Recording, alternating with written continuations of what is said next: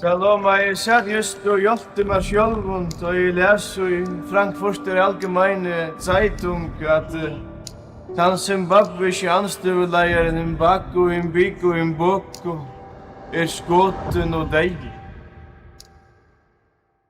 Og da jeg så jeg skal to i veseteppen, da så ikke jeg at her flyter en liten kukkur i vattnet, og jeg også ved meg selv en liten kukkur, hva sier du ikke nekk om løyen? Mbako var født. Han levde i noen år og var så gjerne skåten av avkjent og manne og tro. Også i lille kukkur. Du komst ur mørkeren og ut til ljøset og la så gjerne og dvalte stod du i vattnet vi kunne råpa for løyve. Og i skamma stod rent til du var varpa av ruta. Skåla av ruta var en i hånd og i var måttmøyret. Lítli kukkur, du sier ikke best nekk om løyve til Mbako Mboko.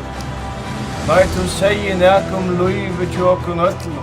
Du sier sannleikan lítli kukkur om sjálva løvsens treid.